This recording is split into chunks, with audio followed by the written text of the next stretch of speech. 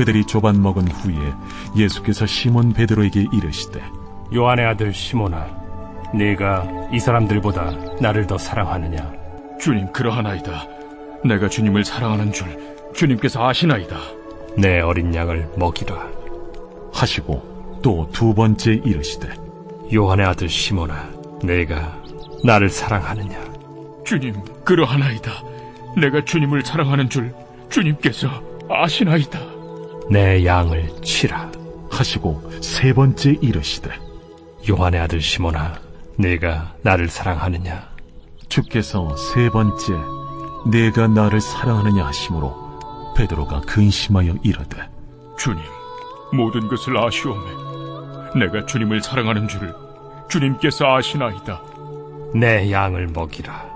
내가 진실로 진실로 네게 이르노니 네가 젊어서는 스스로 띠뛰고 원하는 곳으로 다녔거니와 늙어서는 네 팔을 벌리리니 남이 네게 띠띠우고 원하지 아니하는 곳으로 데려가리라. 이 말씀을 하심은 베드로가 어떠한 죽음으로 하나님께 영광을 돌릴 것을 가리키심이로라. 이 말씀을 하시고 베드로에게 이르시되 나를 따르라. 베드로가 돌이켜 예수께서 사랑하시는 그 제자가 따르는 것을 보니 그는 만찬석에서 예수의 품에 의지하여 주님을 파는 자가 누구오니까 묻던 자더라. 이에 베드로가 그를 보고 예수께 여짜오되 주님, 이 사람은 어떻게 되겠사옵나이까? 내가 올 때까지 그를 머물게 하고자 할지라도 네게 무슨 상관이냐? 너는 나를 따르라. 이 말씀이 형제들에게 나가서 그 제자는 죽지 아니하겠다 하였으나 예수의 말씀은 그가 죽지 않겠다 하신 것이 아니라 내가 올 때까지 그를 머물게 하고자 할지라도 네게 무슨 상관이냐 하신 것이로라. 이 일들을 증언하고 이 일들을 기록한 제자가 이 사람이라. 우리는 그의 증언이 참된 줄 아노라. 예수께서 행하신 일이 이외에도 많으니 만일 낱낱이 기록된다면 이 세상에라도 이 기록된 책을 두기에 부족할 줄 아노라.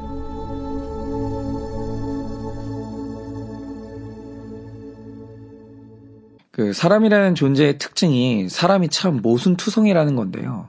그럼 인간의 모순이 뭐냐? 어찌되었든 인간 자체는 하나님이 만드신 최고의 피조물이기 때문에 하나님이 사람에게 주신 것들 중에 전적으로 쓸데없거나 항상 나쁘기만 한 것은 없어요. 인간 안에 있는 것들은 다 쓸모 있는 것들이고 다 의미가 있습니다. 그런데 또 반대로 인간은 100% 죄인이기 때문에 아무리 선한 것이라도 거기에 반드시 악함이 섞여 있어요. 예를 들어서 착하다는 것은 좋은 것이죠. 여러분, 세상에 착한 덕을 욕하는 사람은 아무도 없습니다. 그런데 또 인간은 100% 죄인이라서 때로는 착한 것이 최고의 악함이 될 때가 있다라는 거예요. 제가 얼마 전에 개를 훈련하는 영상을 봤는데 영상에 나온 개의 문제가 뭐였냐면 주인과 반려견의 위치가 완전히 바뀐 거예요. 그러니까 이 개가 주인의 말을 완전히 무시하면서 조금만 기분이 틀어지면 이빨을 드러내면서 화를 내요. 그런데 주인은 개가 그럴 때마다 쩔쩔매면서 통제를 못하는 거예요. 그런데 이 현상을 본 훈련사가 한 말이 뭔지 아십니까? 이 개가 이렇게 버릇없어진 건 주인이 너무 착해서 그렇다는 거예요. 그러면 왜 착한 게 문제냐? 모든 동물을 훈련을 하면 그 태도가 개선될 수 있거든요. 그런데 훈련의 본질이 뭡니까? 훈련의 본질은 결핍과 고통이라는 거예요.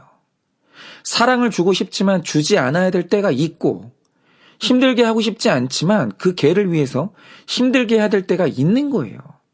그런데 문제는 이 집주인이 너무 착해서 차마 개에게 결핍과 고통을 못 주는 거예요. 그러니까 이 개가 훈련이 전혀 안 되면서 버릇이 너무 나빠진 거예요. 그러니까 정말 이상한 게 뭐냐? 여러분, 착한 주인을 만난 개가 그 주인을 닮아서 착해질 것 같죠? 아니요. 착한 주인을 만난 개는 악해진다는 거예요. 여러분, 바로 이거죠.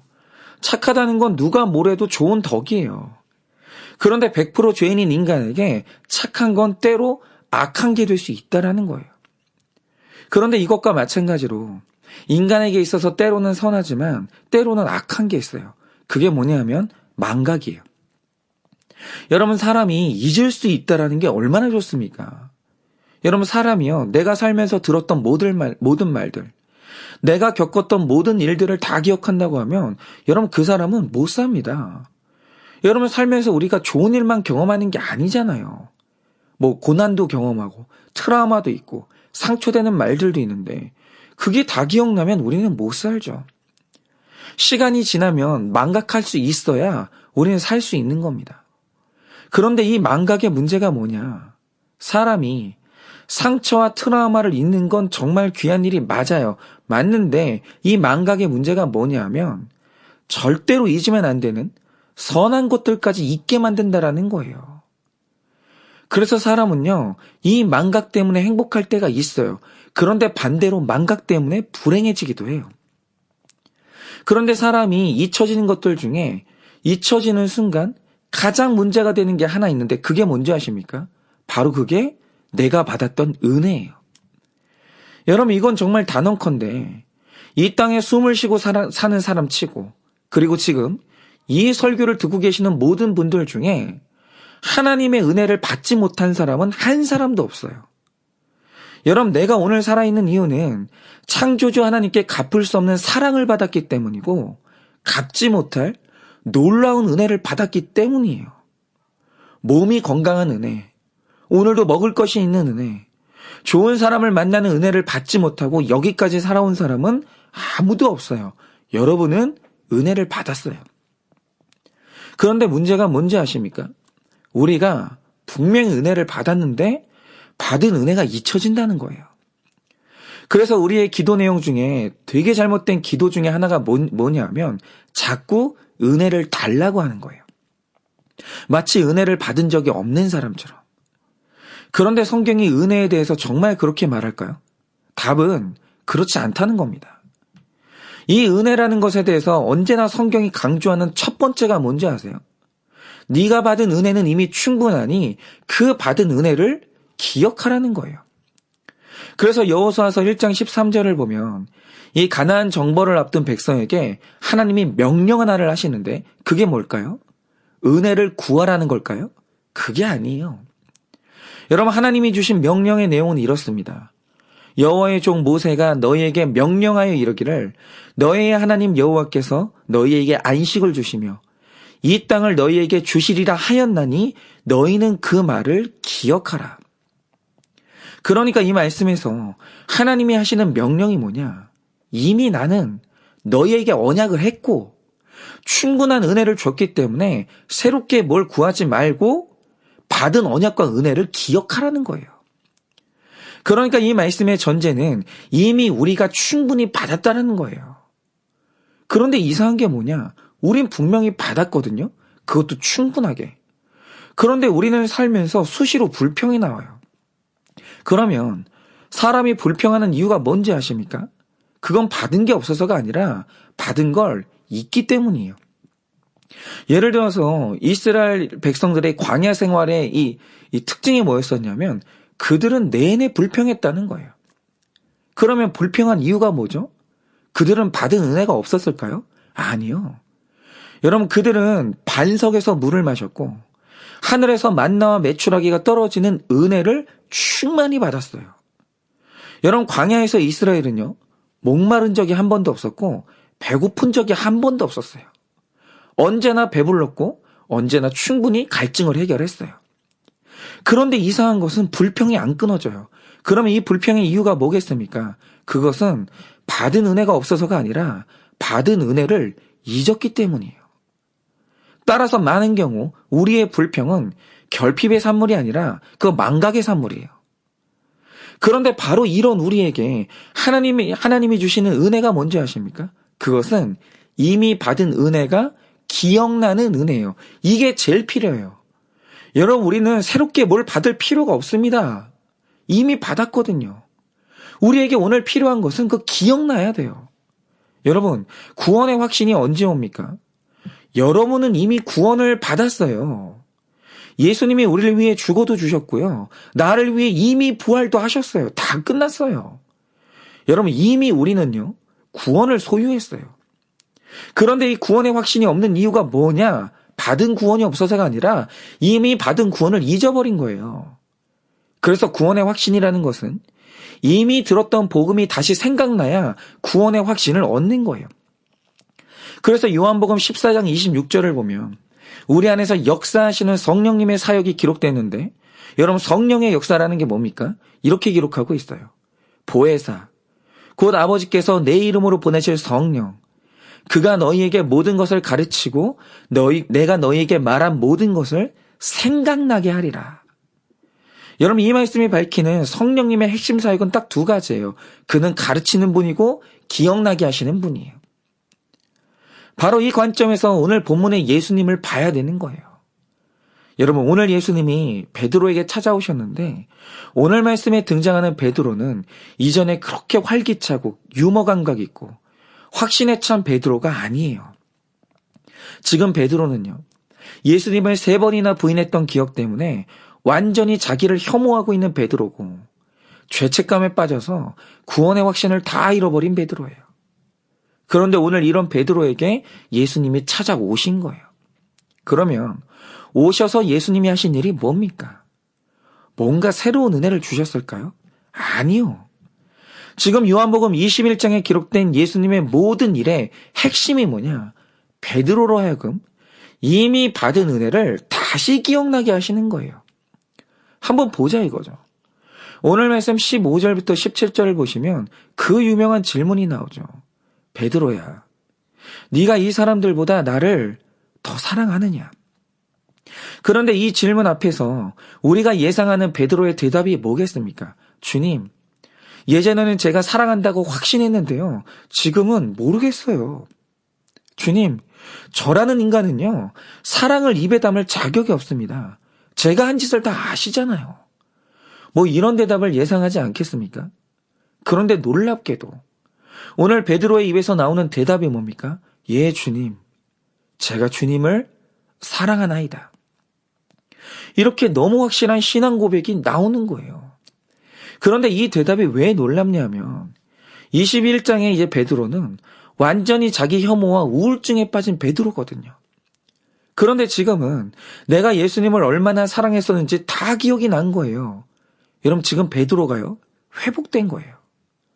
그러자 예수님이 이렇게 말씀하시죠. 그렇다면 이제 네가 내 어린 양을 먹여라.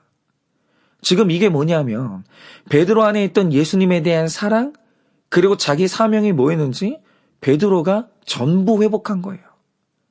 그럼 우리가 이 대답 앞에서 추론할 수 있는 사실이 뭐냐? 이 회복이 있기 전에 베드로가 잊었던 은혜를 다시 기억할 수 있도록 예수님이 하신 어떤 일이 있었다라는 거예요. 그럼 그게 뭐냐라는 거죠. 오늘 그걸 볼 텐데요. 여러분 오늘 21장 초반에 어떤 기록이 있습니까? 지금 침체에 빠진 베드로는 모든 영적 사역을 다 잊어버리고 다시 육신의 사람으로 돌아가서 고기를 잡고 있었어요. 그런데 회복되던 이날, 여러분 베드로가 예수님을 처음 만났던 그 일들이 전부 다 재현되기 시작하는 거예요. 그 첫 번째가 뭐냐? 그날처럼 고기가 안 잡히는 거예요. 그래서 베드로가 밤이 맞도록 수고했으나 완전히 실망하고 지쳐 있었는데 갑자기 저 멀리 해변에서 어떤 사람이 예수님을 처음 만났을 때 그때처럼 그물을 배 오른편에 던져보라고 하는 거예요. 이거 있잖아요. 예전에 있었던 일들이 똑같이 재현되고 있는 거예요. 여러분 이건 예수님이 의도적으로 연출하신 상황이에요. 뭘 위해서요? 기억하라는 거예요. 완전히 잊혀졌던 지난날에 받은 은혜를 기억하라는 거죠. 그러니 베드로가 설마 하면서 또다시 그물을 던졌어요. 그런데 예수님을 처음 만났던 그날처럼 고기가 그물에 가득한 거예요. 바로 이 순간부터 베드로 안에 아련한 추억이 기억나면서 예수님께 받았던 과거의 은혜가 살아나기 시작하는 거예요. 그러자 베드로 안에 힘이 다시 생기면서 예수님을 만나기 위해서 해변으로 헤엄을 쳐서 갔습니다. 그런데 여기서부터가 진짜 중요해요. 베드로가 헤엄을 쳐서 무트로 갔더니 예수님이 앉아서 뭔가를 하고 계시는 겁니다. 그런데 그게 뭐였습니까? 9절에 보면 이렇게 기록하고 있죠. 육지에 올라와 보니 숯불이 있는데 그 위에 생선이 놓였고 떡도 있더라. 여러분, 바로 이게 오늘 말씀에서 회복의 결정적인 장면이에요. 여러분은 여기 써있는 생선과 떡을 보면서도 생각나는 게 없으시죠? 그런데 베드로는요, 이 생선과 떡을 보는 순간 기억난 강력한 은혜가 있었어요. 그게 뭐냐? 이건 좀 언어의 도움을 받아야 되는데요. 지금 21장 9절에 보면 숯불 위에 있는 것을 단순히 물고기라고 표기하고 있거든요. 그런데 이 물고기라는 용어는 모든 어종을 한 단어로 표현한 군진 명사잖아요. 그런데 이걸 헬라어로 표현하려면요, 익투스라는 단어를 쓰는 게 맞습니다. 이 익투스가 모든 물고기를 통칭하는 그냥 물고기예요. 그런데 재미있는 건 이 본문에 나오는 헬라어는 익투스가 아니라는 거예요. 헬라어 원문을 보면 단순히 물고기라고 표기하는 게 아니라 구체적인 어종을 기록하고 있어요. 다시 말해, 원문은 숯불에 놓였던 이 물고기를 뭐라고 표현했냐? 아사리온이라고 정확히 표기합니다. 그런데 이 아사리온은요, 당시에 가난한 서민들이 먹던 가장 싸고 작은 물고기 이름이거든요. 그런데 이 물고기가 왜 중요하냐? 오늘 본문에 나오는 이 아사리온이라는 특정한 물고기 이름이 성경에 딱 한 번 더 나와요. 그게 어딘지 아십니까? 바로 그게 오병이어 사건이에요. 오병이어의 기적이 있던 그날, 한 소년이 예수님께 떡 5덩이와 물고기 2마리를 바쳤어요. 그런데 성경을 보면 그 기적의 씨앗이죠. 소년이 그날 바쳤던 물고기 이름을 뭐라고 기록하냐? 그게 바로 아사리온이었어요. 그리고 떡도 마찬가지입니다. 오늘 숯불 위에 있던 떡을 헬라어로 아르토스라고 하는데, 오병이어의 그날 성경이 기록하는 기적의 떡을 뭐라고 기록하느냐? 그날 먹었던 떡도 아르토스예요. 그러니까 예수님은 서민이 먹는 가장 작고 싼 물고기로 5,000명은 배불리 먹이셨는데, 바로 베드로가 그날 아사리온을 계속해서 나눠준 장본인이에요. 그리고 그 기적에 참여하면서 베드로가 얼마나 많은 은혜를 받았겠습니까? 즉 오늘 말씀의 베드로는요, 받은 은혜가 없는 베드로가 아니라 오병이어라는 엄청나게 큰 은혜에 참여했었고 이미 그 은혜를 받은 베드로예요. 바로 이겁니다. 이날 은혜를 다 잊은 베드로가 무치로 올랐을 때 예수님이 베드로의 눈에 보여준 게 뭡니까? 오병이어 당시에 우리가 먹고 나눴던 떡덩이와 아사리온을 다시 굽고 계시는 거예요. 여러분, 이거 의도적인 겁니다. 왜 이렇게 하셨겠어요? 예수님이 제자들과 함께 5,000명을 먹이셨던 그날의 놀라운 은혜, 바로 그걸 기억나게 하신 거예요. 여러분, 이 광경이 베드로에게 주는 메시지가 뭐겠습니까? 베드로야, 너 이거 기억나냐? 내가 연약한 인간들을 얼마나 사랑하는 하나님이고 내가 굶주린 영혼을 회복시키는 하나님인 걸 너는 기억하냐? 네가 얼마나 큰 은혜를 받았었는지 너 기억나냐? 이거예요. 여러분, 지금 이 떡과 물고기가 상징하는 게 뭡니까? 이건 새로운 은혜가 아니에요. 여러분, 베드로는요, 이미 엄청난 은혜를 경험한 사람이에요. 그래서 오늘 베드로가 해야 되는 단 한 가지 일이 뭐냐? 그건 이미 받은 은혜, 이미 당신이 받은 구원을 기억하라는 거예요. 여러분, 그게 바로 아사리온과 떡이에요. 여러분, 우리가요, 다 죄에 넘어질 수 있죠. 아니, 인간이 살면서 한 번쯤 예수님을 배신하지 않는 사람이 어디 있습니까? 그런 사람이 어디 있어요? 여러분, 그리고 우리가 살면서 스스로 실망한 만한 죄를 안 짓는 사람이 누가 있겠어요? 그래서 모든 인간 안에는요, 기본적으로 자기 혐오가 다 있어요. 인간 안에는 누구나 다 죄책감이 있고 열등감이 있어요. 여러분, 베드로처럼 활기 있는 제자도 한순간 예수님을 부인하고 넘어질 수 있는 거예요. 그런데 오늘 베드로가 말해주는 게 뭡니까? 그렇다고 해도 내가 이미 받은 은혜는 상실되지 않는다라는 거예요. 이미 맺은 예수님과의 관계는 끊어지지 않는다라는 거예요. 여러분, 우리 예수님은요, 한 번 택한 자기 제자를 버리지 않아요. 우리가 고난에 넘어지고 죄를 짓고 넘어졌을 때 절대로 하면 안 되는 한 가지 일이 뭐냐? 이미 받은 은혜를 잊어버리는 거예요. 예수님이 나를 구원하기 위해서 어떤 희생을 치르셨고 얼마나 큰 사랑으로 나를 품으셨는지, 그리고 내가 얼마나 가망이 없는 죄인이었는지 여러분 그런 내 주제와 이런 내가 받은 은혜를 잊으면 안 되는 거예요. 그런데 우리의 은혜가 뭡니까? 잠깐 죄에 넘어지고 고난에 빠지는 순간 너무나 쉽게 이미 받은 은혜를 잊어버린다는 거예요. 여러분 우리가 그렇게 연약하기 때문에 오늘도 성령께서 우리 모든 택자에게 주시는 은혜가 뭐냐? 내 구원이 얼마나 확실한지 가르쳐 주시고 기억나게 하시는 거예요. 여러분 우리가 왜 날마다 큐티해야 되는지 아십니까? 우리가 받은 은혜를 날마다 잊어버리거든요. 그래서 큐티도요 날마다 해야 되는 거예요. 여러분 오늘 우리가 받아야 되는 은혜의 본질이 뭔지 아십니까? 그건 새로운 은혜가 아니에요. 여러분 안에는 이미 받은 영생이 있고 이미 받은 은혜가 충만해요. 여러분 우리가 말씀 들은 적이 없습니까? 아니요. 이미 우리는요 말씀을 들을 대로 들었어요. 그래서 오늘 우리의 삶에 필요한 은혜는 이미 받은 은혜가 생각나는 은혜예요. 이미 내가 받은 구원이 생각나야 된다는 거죠. 그러니 오늘의 말씀을 묵상하시면서 지난날 여러분이 받았던 은혜들을 기억해 보시기를 권해드립니다. 그 위기의 순간 날 구원하셨던 그 하나님. 지금까지 그 힘든 위기의 순간마다 나를 살려주시고 여기까지 살아오게 하신 하나님의 은혜. 내 기도에 기가 막히게 응답하신 하나님. 여러분 그분을 기억해 내세요. 그렇게 오늘 이 말씀을 듣는 여러분 모두에게 성령이 충만하게 임하셔서 이미 내가 받은 구원과 은혜가 다 기억나는 귀한 하루가 되시길 예수님의 이름으로 축원을 드립니다.